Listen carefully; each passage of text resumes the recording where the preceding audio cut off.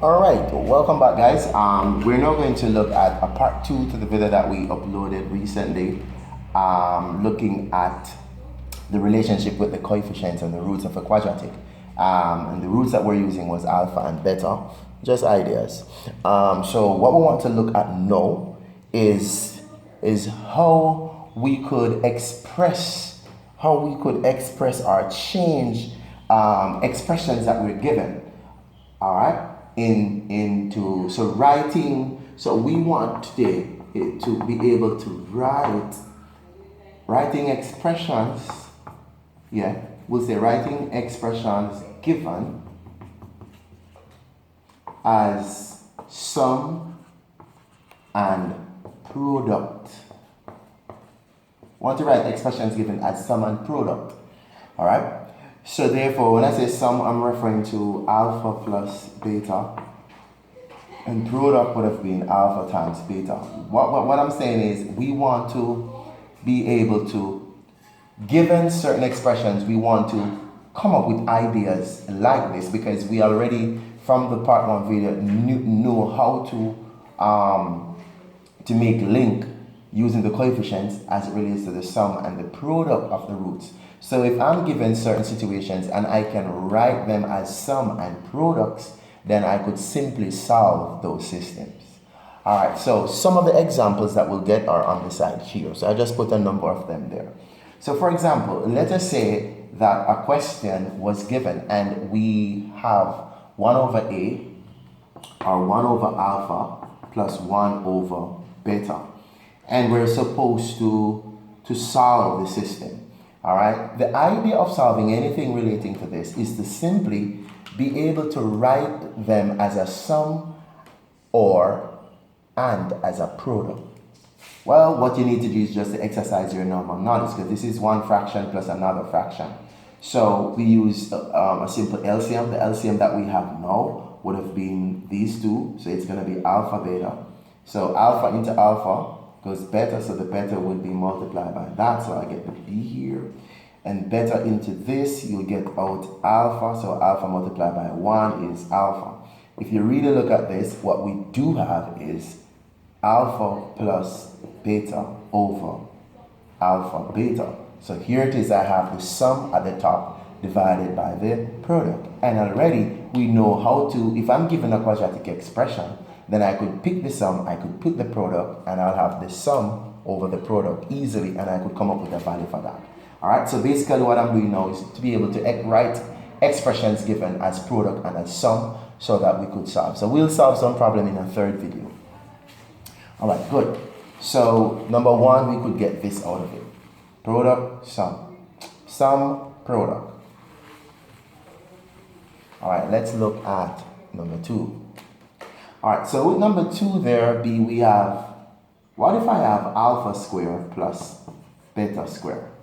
What this really is, it's the sum of squares. And if we have the sum of squares, this is something that you're going to have to remember offhand. The sum of squares is actually written like this. We will actually have alpha plus beta square, and then we'll minus 2 alpha beta. So this is actually something that you're going to have to remember offhand, so that if you're given the square of alpha and beta, you can rewrite it as a sum square minus 2 times the product, because this is simply the sum of products. All right, good. All right, so we have that. Let's look at number C here. Let's look at C. So C, let us say we get something and it says B over A plus A over B. Same principle. Deal with your fractions, right? So in dealing with the fractions, we'll end up getting B squared plus A squared over AB. Well, a very short way of doing the fractions, if we're adding and subtracting, we multiply, and then multiply. So it's like we crisscross and then we multiply, right? So we end up with B times B, that's B squared, A times A, that's A squared, over B times A. Now, if we look back at this, it is the same thing as this, right? So if you want to rewrite it to feel a little bit better, you could do a squared plus b squared, if you want to rearrange it like that, over ab. So I am now seeing where I'm having the sum of the squares on top of the product. Well, the sum of the squares could be written as this. So I'll write the sum of the squares as that minus that, because that's what you have to remember for the sum of the squares. And it's all over the product there. So I rewrote this part as this piece here and then over that, because the main objective is that whenever you get these expressions, you need to write it back as sum or product or both. You understand? So that is the aim, because we already know how to get out those values from our quadratic. Let's go to D. All right. So if I'm looking at D, we'll have x, or a squared, I should say, my bad, beta plus a squared. All right. So we have alpha squared beta plus alpha beta squared. Just do your regular math. In this case, we could factorize out alpha and beta. If I do factorize out AB here, I'll have an A here. The B is gone. And then when I do this part, I'll actually have a B here. Check it out. This is what we have. So even though I have this looking like this, if I factorize out AB, which is the product, and then I'll have the sum after that. So there it goes again. It's the product multiplied by the sum would be how we'd approach to solve this problem. But the main objective is to get out a sum, get out a product, and then it's just going to be very easy from there. All right, good. Let us look at this one. All right, so let us say you're given alpha minus beta, right? Most times you'll get a disclaimer like, all right, alpha minus beta, and alpha is bigger than beta, or whatever you may be given. But the bottom line is alpha minus beta. How are we going to represent this in sum and product? Because that is the aim. Well, let's try to manipulate this. What if I should square this? Okay. So if I should square this, I'd have the square of it. But the square of it is not equal to it. So it's not really true. But what if I could take the square root of it now?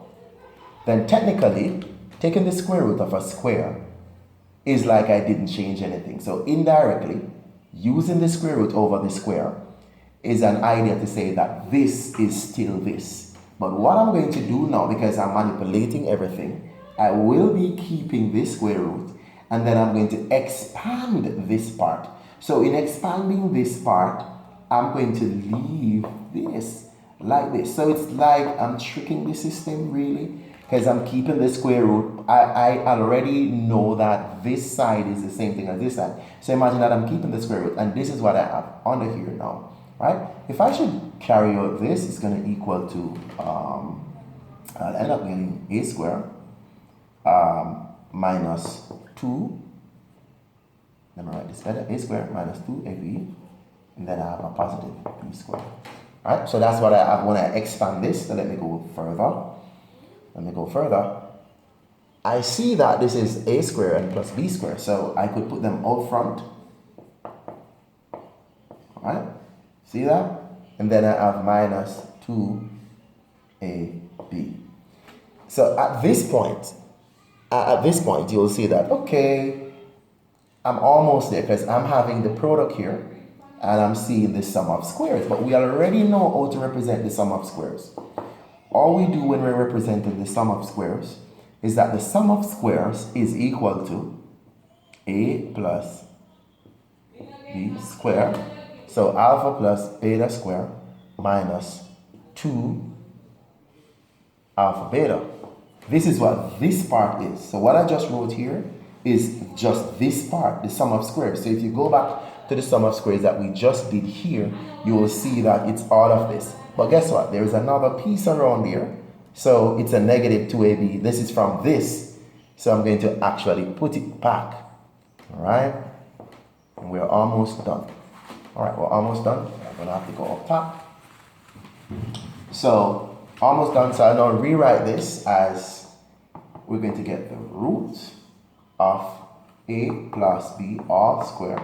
And this will become minus 4 alpha beta. So this is what we'll really get, all right, for alpha minus beta. We're going to end up getting this. And as you could see, we have the sum here, which is squared, so the sum is good, and then we have minus 4 times the product. So that is the idea. We want to express these as sum and products, and then we'll be able to solve those problems easily. All right, let us go to, I don't know, do we have more? Okay, there's another. We're looking at F, and it says, so this one is about the sum of cubes, but there is a formula for the sum of cubes. So it's not like you're going to have to do anything. All right, most times we kind of write this the other way around. Like, you know, people like to put the A before the B. It does nothing really, all right? It does nothing really. It's just preference, right? So let's look at that. There is a formula for the sum of roots. So there is a formula for the sum of cubes. All right, so we have the sum of cubes. So basically, this is the formula. You just have to remember it because in the exam, nobody will give it to you. So it's going to be alpha plus beta cube, and then we're going to minus 3 alpha beta, and that is going to multiply by alpha plus beta. This is just a formula. All right, so what you need to do is that you need to memorize this so that when you see this, you can replace it with this right away. All right, because this is just this. So you just have to remember that. All right, good. So for example, when you get a problem like this now, all right, you're going to see how this is going to come in handy, because say you have alpha square over beta plus beta square over alpha. If we do regular fractions, you will see us having alpha cube plus beta cube all over alpha beta, right? Remember the shortcut, this time this, plus this time this, all over this time this. So if you look now, I have the product as the denominator, and my numerator is the sum of cubes, which is this expression. So what I'll do, I'll just write back my numerator as this, all over this still, because I don't need to change this because it's okay. But this, I need to write this in sum and product form. So I end up getting this for that over that. And there you go. I hope you enjoy watching this, and I'll see you next time. Subscribe and continue to watch. Thank you.